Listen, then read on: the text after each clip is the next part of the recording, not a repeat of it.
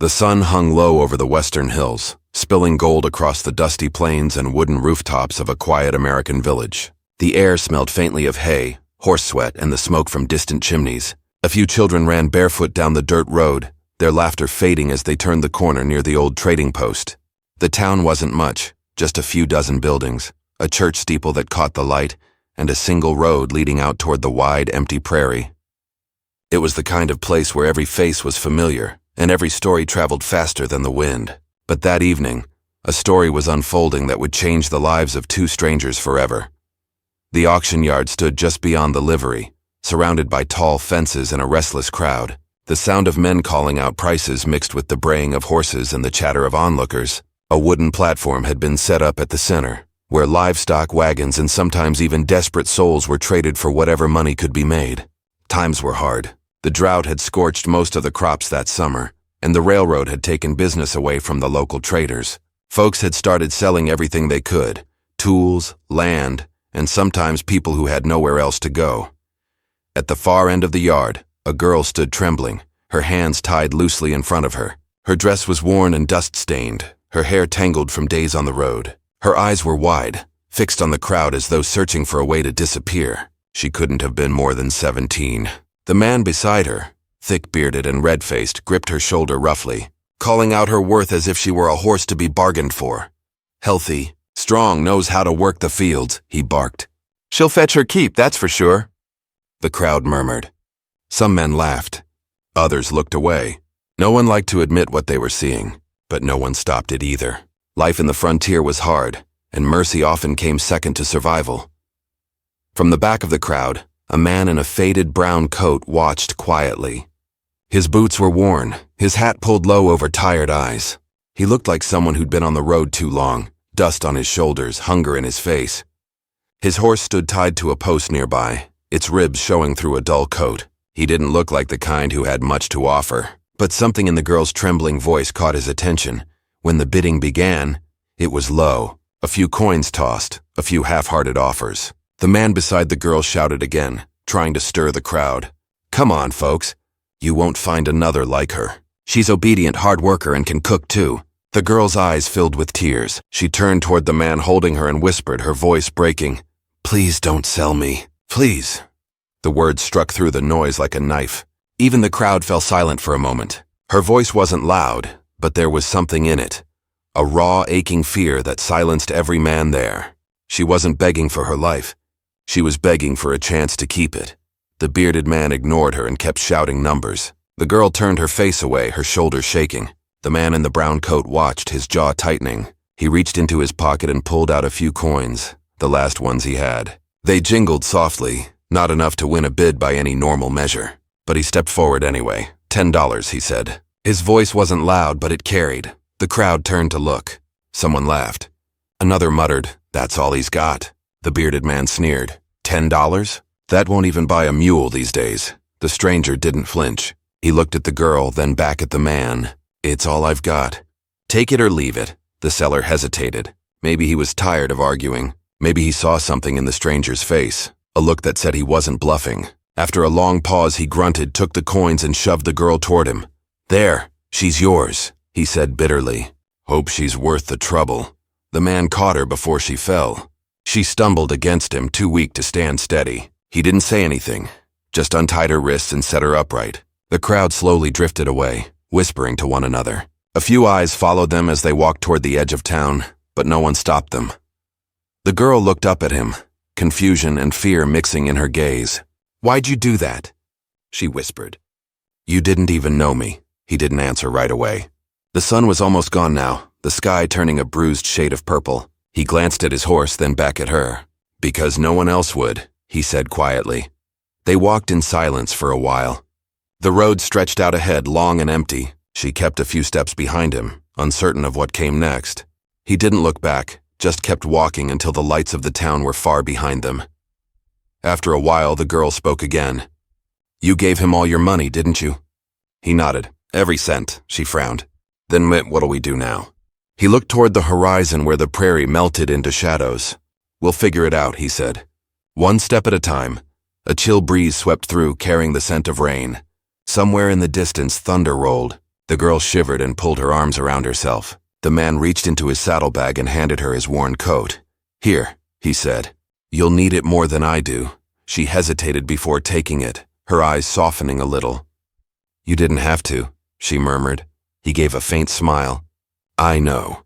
They walked on until the first drops of rain began to fall. The prairie stretched endlessly, wild and silent. The sound of hooves and the faint whisper of wind were the only things between them and the unknown. As darkness fell, they reached an abandoned barn by the roadside. The man led the horse inside and started a small fire with what dry wood he could find. The girl sat near the flames, her hands trembling slightly as she warmed them. For the first time that day, she seemed to breathe easier, but questions hung between them like smoke: who she was, where she came from, and what kind of trouble might still be following her. The man didn't ask yet. He just watched her quietly, knowing that whatever her story was, it wasn't over. Outside, the rain came harder, tapping against the old wooden walls. The sound filled the silence between them. The girl turned toward him finally, her voice soft. "You don't even know what I've done," she said. He looked up from the fire, his face shadowed by the flickering light. "Doesn't matter," he replied. She stared at him, unsure whether to believe him. "You say that now," she whispered, "but when you find out, you might wish you hadn't spent that money." He leaned back against the post, his eyes narrowing slightly. "Then I guess I'll have to find out." The wind howled outside, rattling the loose boards. She turned toward the fire again, her face half lit, half hidden. Whatever secret she carried, it was heavy, something that had chased her farther than the edge of that dusty town. And as the night deepened, both of them knew this was only the beginning of something neither of them could yet name. The stranger didn't know what kind of danger he had just bought into, and the girl didn't know whether to trust the man who had given up everything for her. But in that fragile silence beneath the storm outside, their fates had already begun to entwine, bound by a desperate act of mercy that would soon test the limits of their courage and their hearts. Morning came slow, painted in soft gold that touched the edges of the broken barn. The rain had stopped sometime during the night, leaving behind the smell of wet earth and wood smoke. The man stirred first, rubbing his eyes as the crackling fire faded to ashes. He could hear the soft rhythm of breathing from across the room. The girl was still asleep, curled beneath his coat, her hair tangled against her cheek. For the first time since he'd seen her, she looked peaceful.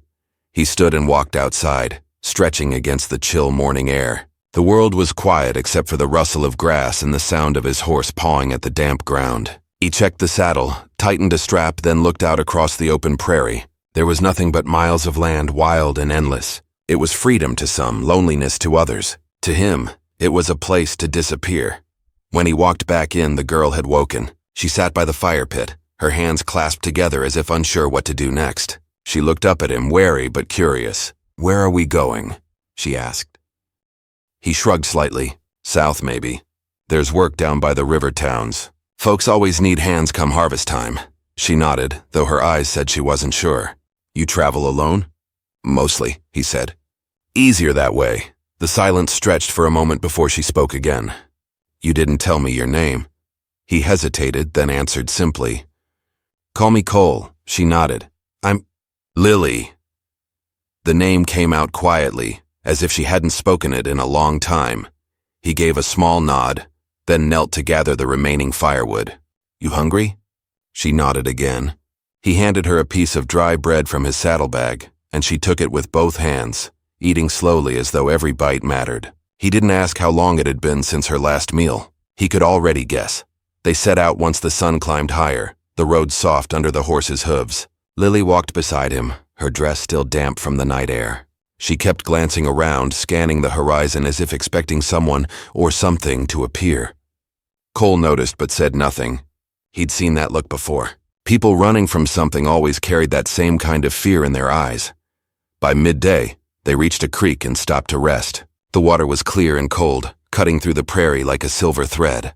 Cole filled a canteen while Lily knelt at the edge, splashing her face and staring at her reflection. "Back there," she said finally, not looking up. "You didn't have to help me. You could have walked away, I know, so why didn't you?" He capped the canteen and set it down. "Because I've seen too many folks left behind. Didn't seem right, that's all." She turned toward him, studying his face. "You don't even know who I am." He met her gaze steadily. Then maybe you should tell me. For a moment she didn't answer. The wind blew through the grass, carrying the faint sound of distant crows. Finally she spoke, her voice soft but heavy. I was sold once before, to a man who said he'd take care of me. He didn't. Cole's jaw tightened. You ran away? She nodded.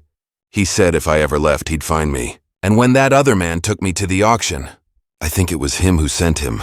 Cole frowned, his hand resting on his saddle. You sure? She nodded again. He's got people everywhere, men who do what he tells them. I thought maybe I could make it far enough away that he wouldn't bother looking. But I was wrong. Cole didn't speak for a long moment. The weight of her words settled between them, as real as the wind itself. He finally said, You're safe for now. We'll keep moving until we find someplace he can't reach. Lily looked at him, a flicker of trust beginning to form in her eyes. You really think that's possible? He looked out at the horizon. Out here nothing's impossible. Just hard. They packed up again and continued south. As the hours passed, the landscape changed from open plains to scattered groves of cottonwoods. A few wagons passed them on the road, families heading west, prospectors chasing rumors of gold, soldiers returning from nowhere in particular. Everyone seemed to be searching for something, though none of them looked like they'd found it. By the time the sun began to sink again, they came upon a small settlement, just a handful of cabins, a storehouse and a weathered saloon that leaned a little to one side. The sign out front read, Mill Creek Junction. It wasn't much, but it offered shelter. Cole led the horse to the hitching post outside the saloon. We'll rest here tonight, he said. Lily hesitated, eyeing the rough-looking men loitering near the doorway. You think it's safe? As safe as anywhere else, he replied. Inside, the saloon smelled of tobacco, old whiskey, and dust. A piano stood silent in the corner, and a few card players hunched over their table near the back. The barkeep glanced up as they entered, his eyes narrowing slightly. Travelers? Cole nodded. Just passing through. The barkeep motioned toward a corner table. You can sit there. Food's simple but warm. Cole handed over a few coins, his last, though he didn't say so, and they sat down. The stew was thin, but Lily ate like it was a feast. Cole barely touched his. His eyes kept scanning the room, watching for anyone who might be watching them. Old habit, after a while Lily spoke softly. You always this quiet?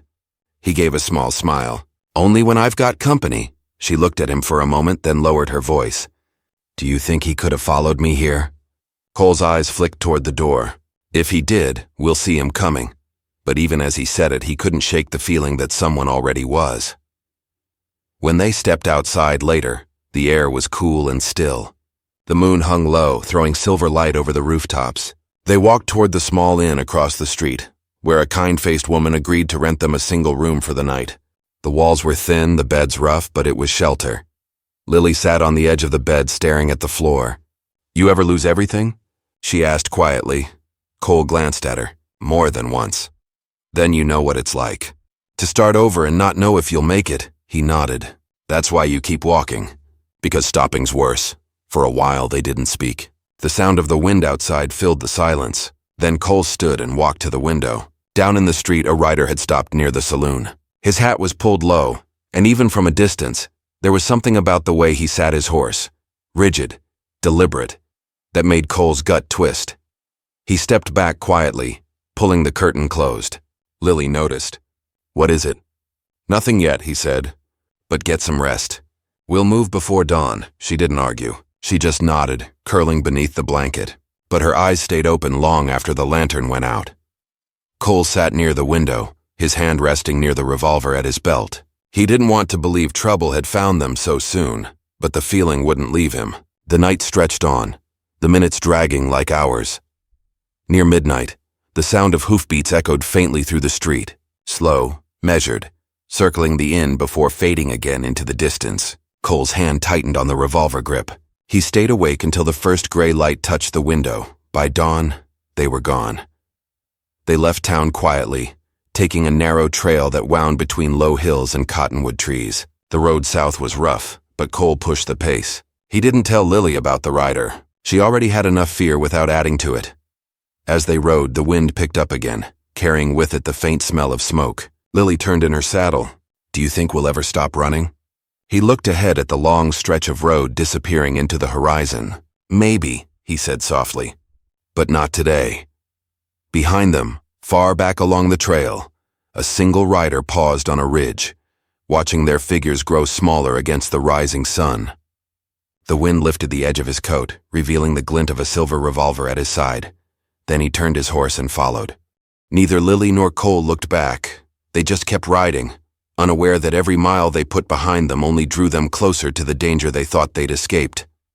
And as the prairie opened wide before them once again, the silence of the morning carried a weight that neither could explain, a feeling that their journey, whatever it was leading to, had only just begun. The days that followed were long and quiet, filled with the steady rhythm of hooves and the whisper of wind through the prairie grass.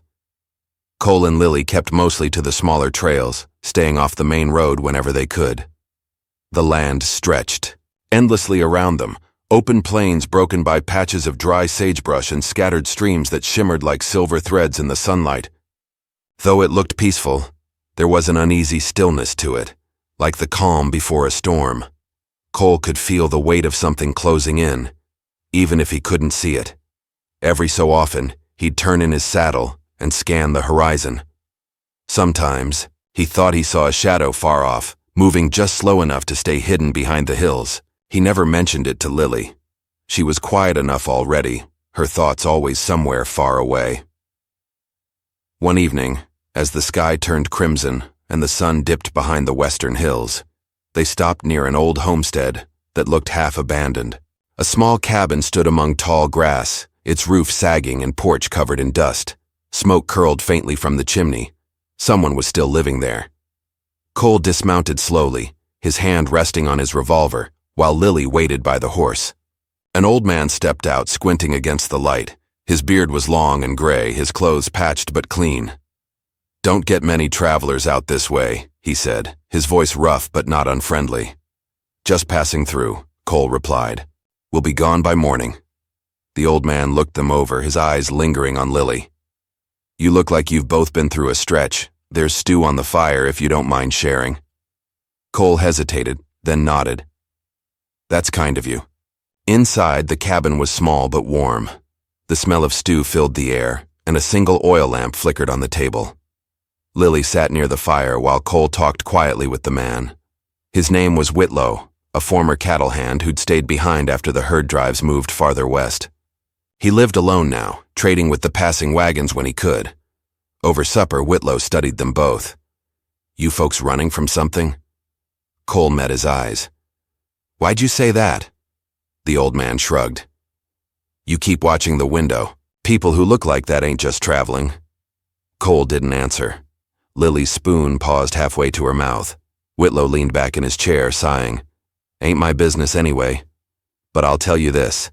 There's been riders heading through these parts asking questions. One of 'em matches your build."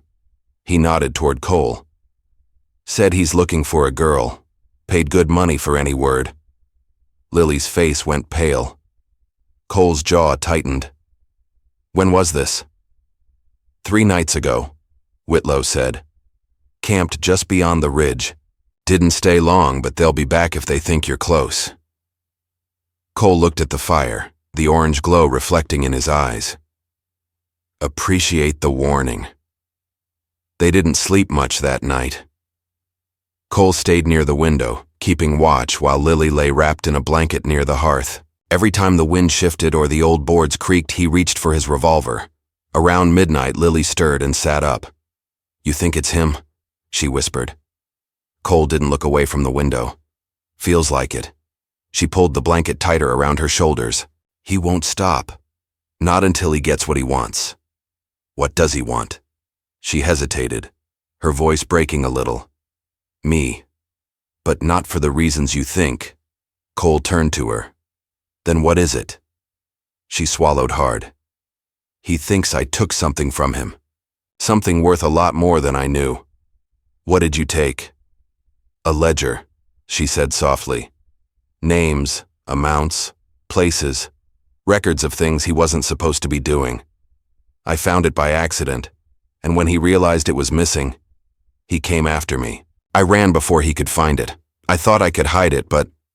She looked down at her hands. "I lost it." Cole exhaled slowly. So now he's hunting you to make sure it stays lost. She nodded. And anyone who helps me won't be safe either. He gave a faint, humorless smile. Too late for that now. Morning came gray and cold. They thanked Whitlow and left before sunrise, following the creek south. The old man stood on his porch watching them go, his expression thoughtful. As they disappeared into the mist, he turned toward the ridge, and there, far off, he could just make out a lone rider following their trail. By midday, the sky had turned dark again, heavy with the promise of rain.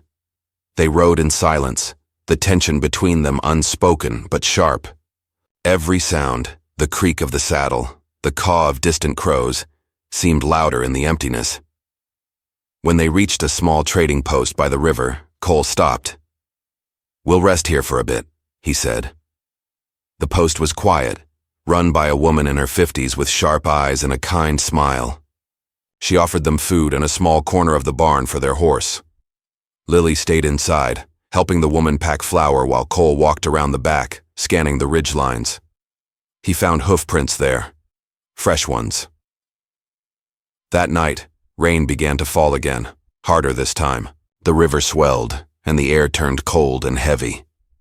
Inside the barn, Cole checked his revolver and laid it beside him. Lily sat nearby, her face pale in the lantern light. "I don't want anyone else getting hurt because of me," she said quietly. "You're not the one causing it," Cole replied. "But you could leave," she said. "You don't owe me anything." He looked at her, his voice low but firm. "You're right, I don't. But leaving you out here alone would be worse than anything that's coming." The rain drummed harder against the roof. Neither of them spoke after that. By morning, the river had flooded part of the trail, forcing them to move slowly through thick mud. The clouds hung low, and the wind had a bite to it. Every few miles, Cole would dismount to check the ground. Each time, the tracks behind them grew clearer. Late that afternoon, they reached a wooded hollow and decided to stop. Lily built a small fire while Cole scouted the area. When he returned, his face was grim. "They're closer than I thought." "How close?" "Half a day, maybe less." Lily stared into the fire. "He won't stop. Not until he gets that ledger. Then we'll make sure he never does." She looked up at him. "But we don't have it anymore." Cole's eyes met hers. "Maybe we don't need to." That night, the woods felt alive with sound, the crack of branches, the rustle of unseen animals, the low whisper of wind through the trees. Cole stayed awake, listening. Around midnight, he heard something new, the distant whinny of a horse. Then another. He reached over and shook Lily awake. "They found us!" Her eyes widened. "What do we do?" He packed quickly, throwing the saddle on the horse. "We ride west. There's a canyon that'll slow them down." They moved fast, the fire still smoldering behind them. The moon had vanished behind thick clouds, leaving only the faintest glow to guide their way. The sound of hooves behind them grew louder, echoing off the rocks. Cole urged the horse forward, the wind tearing at his coat. Lily held tight, her heart pounding as the shouts grew closer. They could see the canyon ahead now, its dark walls rising like shadows against the sky. But before they reached it, a gunshot split the air.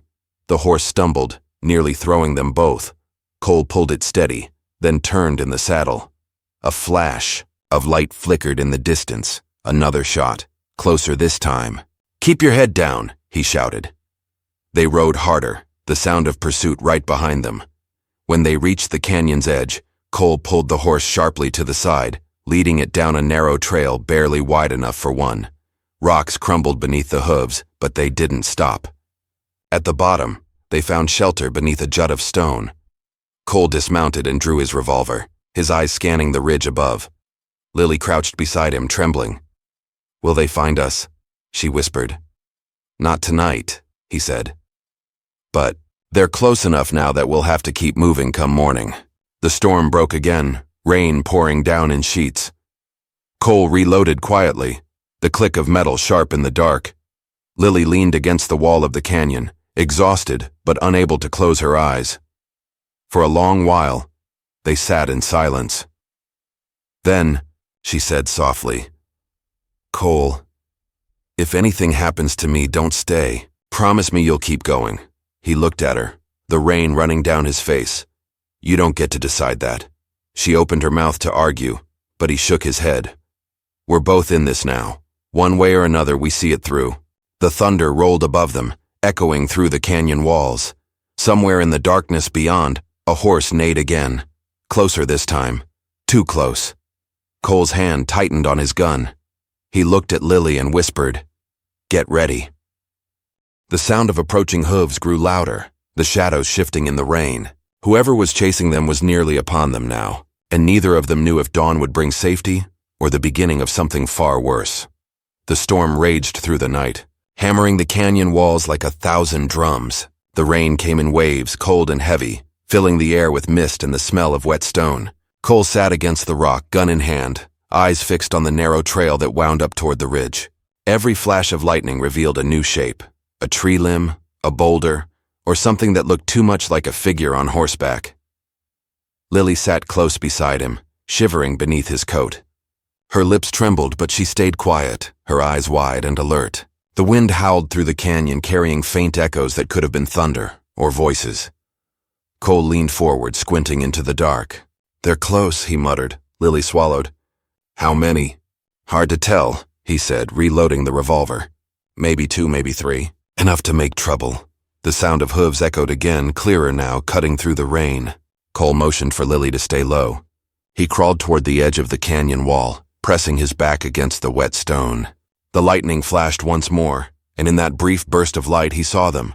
2 riders picking their way carefully down the slope, rifles glinting in the stormlight. Lily's breath caught in her throat. "Is it him?" she whispered. Cole nodded grimly. "The one in front. That's your man." The man on the lead horse was tall, wrapped in a long black coat that clung to him in the rain. Even from a distance, there was something cold and deliberate in the way he moved. He dismounted slowly, scanning the canyon floor like a wolf scenting its prey. Cole motioned for Lily to move back toward the deeper shadows of the canyon. She hesitated, fear tightening her face. "What about you?" "I'll keep them busy," he said. "Now go." Lily backed away, clutching the edge of the rock. Her heart pounded so hard it felt like it might tear through her chest. The storm swallowed her as she disappeared into the darkness. Cole waited until the riders reached the bottom, then raised his gun and fired. The sound cracked like thunder, echoing through the canyon. One of the men cried out and fell, his horse bolting in panic. The other spun around, shouting orders that were lost in the rain. Cole ducked behind a boulder as bullets splintered the rock near his head.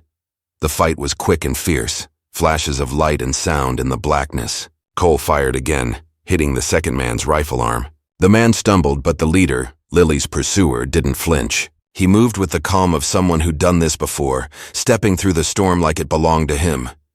"Cole," he shouted, his voice cutting through the wind. "You don't know what you're protecting. Hand her over and I'll let you walk away." Cole's voice came back hard and steady. "You'll have to go through me first." A dark laugh answered him. "That can be arranged." Lightning split the sky again, and for a heartbeat, Cole saw the man's face clearly. Sharp eyes, cruel mouth, and the faint scar that ran down his cheek. He looked exactly like the kind of man who thought the world owed him everything. The storm only grew worse. Rainwater poured through the rocks, turning the canyon floor into a river of mud. Cole moved carefully along the wall, trying to circle around, but the slick ground betrayed him. His boot slipped, sending him down hard. His revolver skidded out of reach. The black-coated man was on him in seconds, gun drawn. "You should have stayed out of this," he said, his voice low and dangerous. Cole glared up at him, breathing hard. "And let you take her?" The man smiled coldly. "She took something that wasn't hers. I'm just collecting what's mine." "Seems like she took more than a ledger," Cole said. "You look scared of what's in it." The man's expression darkened. "You don't know what you're talking about."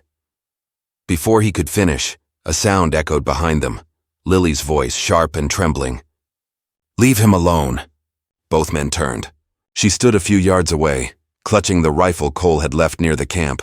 Her hands shook, but her aim was steady enough. "Put it down, girl," the man said, his tone calm but threatening. "You wouldn't know how to use it." Lily's eyes flashed with anger and fear. "Try me." The man took a slow step forward. "That ledger won't save you. Even if it's gone, I can make you pay for what you did." "I didn't steal it," she cried. "You used it to hurt people." I was just trying to stop you. Cole reached slowly for his gun in the mud, but the man's attention snapped back toward him. Another flash of lightning lit the canyon, and the next second was chaos, shouting, gunfire, and the roar of thunder all at once. When the sound faded, smoke hung in the air. One of the riders lay still in the mud, and the man in black was gone, vanished into the storm. Cole scrambled to his feet, grabbing Lily's arm. "We have to move now!" They climbed the narrow path out of the canyon, slipping and sliding through the rain. The horse stumbled behind them, half blind from the storm. By the time they reached the top, both were soaked and gasping for breath. The wind whipped their faces, but the rain had begun to ease, leaving only the sound of distant thunder rolling over the plains. Cole stopped and looked back down the canyon. Nothing moved. But he knew the man wasn't dead. Men like that didn't die easy. They pressed on through the night, following a faint trail that led toward the mountains. The land rose higher, rougher, the air colder with every mile. Lily stumbled several times, her strength nearly gone. Cole caught her each time, urging her forward. Just before dawn, they reached an old cabin tucked between the pines, a trapper's place, long abandoned. Smoke still clung to the chimney, as if it had seen fire not too long ago. Cole hesitated, checking the door, then pushed it open. Inside was dry and dark, with an old table, a bed frame, and a few scattered tools. He helped Lily inside and started a small fire. She sat near it, shaking uncontrollably. "Do you think he's still following us?" she asked. Cole didn't answer right away. He sat across from her, his face drawn and tired. "If he's alive, he won't stop. Not until he gets what he came for." She looked down at her hands. "Then maybe I should go. End it before anyone else gets hurt." He shook his head sharply. "Don't say that. You don't understand," she whispered. "He's not just after the ledger. There are people, powerful ones, behind him. If he finds me, they'll make sure no one ever hears what's in that book." Cole stared into the fire, the flames flickering across his face. "Then we can't let him find you, not now. Not ever." For a moment, silence filled the room except for the soft crackle of burning wood. Then a faint noise broke through, the creak of a floorboard outside. Cole was on his feet instantly, gun drawn. Lily froze, her eyes wide. The sound came again, closer this time, then stopped.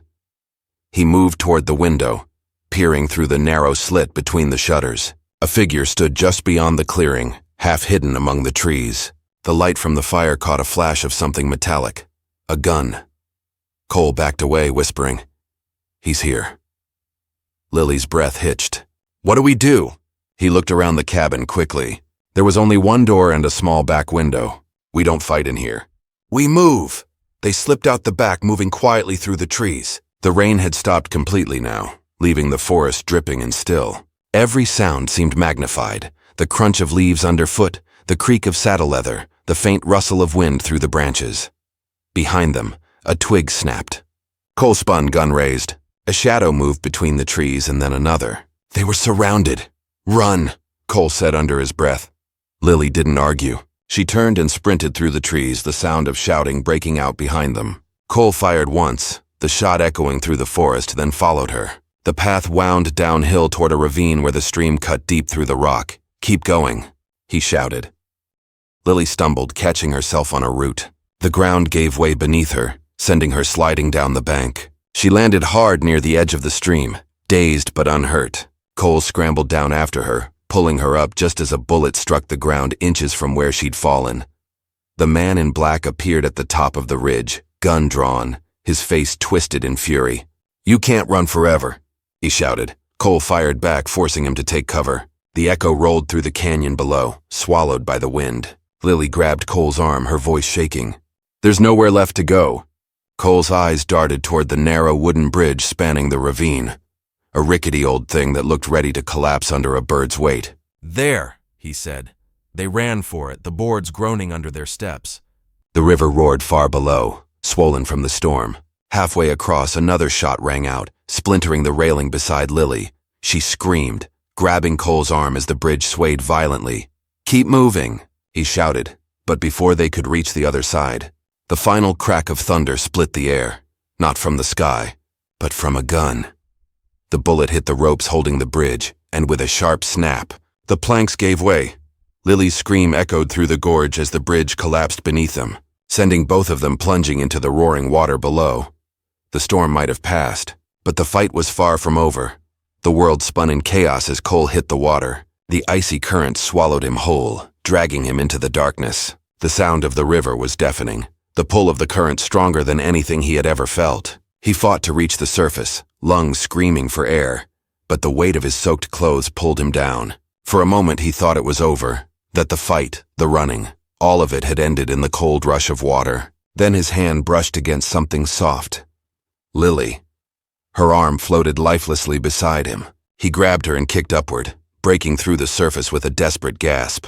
The rain had stopped, but the river still raged, carrying them through the narrow gorge. He held her close, shouting her name, but she didn't answer. The current slammed them against the rocks, spinning them around a sharp bend. Cole clung to her, his vision blurring from exhaustion, until finally the river spit them out into a calmer stretch where the water slowed. He dragged her toward the shore, pulling her up onto the wet stones. His chest burned as he tried to breathe. Lily lay still, pale against the mud. "Come on," he whispered, pressing his hands against her chest, doing everything he could to bring her back. After what felt like an eternity, she coughed just once, and then again, spitting out water and gasping for air. Relief washed over him so fast it made his eyes sting. "Easy," he said, helping her sit up. "You're all right." Her voice was weak but steady. "Did we get away?" "For now," he said, looking up toward the ridge. There was no sign of the man in black, only the broken remains of the bridge swinging in the wind. He wasn't sure if the fall had taken him too, or if he was still out there somewhere, waiting. Either way, Cole knew they couldn't stay. They spent the night huddled by a small fire beneath an overhang, drying their clothes and catching their breath. The forest was quiet again, the storm's fury replaced by the sound of dripping leaves and distant owls. Lily stared into the fire, her hands trembling slightly. "I thought we were done for," she said softly. Cole gave a small nod. "We almost were. Do you think he's dead?" She asked after a moment. "I don't know," Cole said. "Men like him have a way of surviving." He paused, watching the flames. "But if he's not, he'll think twice before coming after us again." Lily fell silent, pulling his coat tighter around her shoulders. For a long time, neither spoke. The fire crackled quietly between them, and somewhere deep in the forest a wolf howled. It didn't sound like a threat, more like a reminder that the world was still moving on no matter what they had been through. By morning, the sky was clear and pale blue. The air was crisp, and the ground steamed where the sun touched the damp earth. They followed the river downstream until they found a small trail leading out of the canyon. Cole's shoulder ached from the fall and Lily limped slightly, but neither complained. The world felt different now, quieter, slower, as if both of them had left a part of themselves in that storm. By midday, they reached the outskirts of a small frontier town. It wasn't much, just a few weathered buildings, a blacksmith shop, and a saloon with a faded sign swinging in the breeze. A group of townsfolk stopped to stare as they walked in, looking like two ghosts pulled from the river. Cole led Lily to the doctor's office, an old wooden structure that smelled faintly of tobacco and herbs. The doctor, a gruff man with kind eyes, cleaned their cuts and wrapped Cole's arm. "You're lucky to be alive," he said, shaking his head. "Looks like you've both been through hell." Lily managed a faint smile. "Feels about right." The doctor looked between them, clearly curious, but didn't press. "You can rest here for a while. Sheriff's out checking the trails, but he'll be back by sundown if you need him." When the doctor left, Lily sat by the window, watching the quiet street outside. A wagon creaked past, children ran laughing after a stray dog, and for the first time in days she let herself breathe. "I never told you everything," she said finally. "About the ledger." Cole turned from the mirror where he'd been checking his bandage. "You don't have to." "Yes, I do," she said softly. "That book, it wasn't just money. It had names, people he worked for, people who paid to keep others quiet. I took it because I wanted to expose them, but once they found out, they sent him after me." She looked down, her voice trembling. "I didn't mean for anyone to get hurt." Cole walked over, resting a hand on her shoulder. "You did what was right. Sometimes doing the right thing costs more than it should." Her eyes met his, and there was something in them, gratitude, sorrow, and something unspoken. "What will you do now?" she asked. He hesitated, then smiled faintly. "Guess that depends on whether you still need someone watching your back." For the first time, she laughed, a quiet, fragile sound that carried warmth. "After all that, I'd be a fool to say no." They spent the next few days in that small town, letting their wounds heal and trying to make sense of what had happened. The sheriff came by asking questions about the men in the canyon, but Cole kept most of it vague. The ledger had vanished in the river, and with it, much of the danger. Still, neither of them felt entirely safe. At night, Cole would wake and glance toward the window, half expecting to see a shadow watching from the street. But the shadow never came. When they finally decided to leave, the town had started to feel like a memory they'd borrowed, not a home. They packed light, some food, a few supplies, and one horse between them. The sheriff saw them off at the edge of town. "You sure you want to head back into the hills?" he asked. "Lots of wild country out there." Cole tipped his hat. "That's the point," the sheriff nodded. "Well, you ride careful." The road stretched out before them, winding through golden grass and scattered pines. The air smelled clean again, washed new by the storm. Lily rode behind Cole, her hands resting lightly at his waist. For a while they didn't talk. There was no need to. The silence between them wasn't heavy anymore. It was peaceful. As the sun dipped lower, painting the sky with streaks of orange and red, Lily finally spoke. "Do you ever think about what comes next?" Cole smiled slightly. "Every day. But I figure as long as we keep moving forward, that's enough." She nodded, her head resting gently against his back. "Maybe that's all any of us can do." They rode on until the first stars began to appear. Somewhere far behind them, the storm was long gone, the canyon quiet again, its secrets buried under the rush of the river. Maybe the man in black was gone too, swallowed by the same darkness he had lived by. Or maybe he was still out there chasing ghosts. It didn't matter anymore. What mattered was that they had survived. They had faced the storm, the fear, and the weight of choices that couldn't be undone. And somehow, they were still standing. The land stretched endlessly before them, wild and open, the kind of place where a person could start again. Cole glanced back once, just to be sure no one followed, then looked ahead. "You ever seen the mountains this time of year?" he asked. Lily smiled. "No, but I'd like to." "Then that's where we're headed," he said, his voice steady. The trail curved toward the horizon, the last light of day catching the edges of the hills. For the first time, the road didn't feel like something they were running down. It felt like something they were choosing. As the stars came out, the night settled soft around them. The wind carried only the sounds of the plains, the rustle of grass, the distant cry of an owl, the rhythm of hooves against the earth. Whatever waited ahead, they would face it together. The storm had taken almost everything from them, but it had also given them something neither had before, a reason to keep going, and the quiet strength to believe that maybe, just maybe, they'd earned their peace.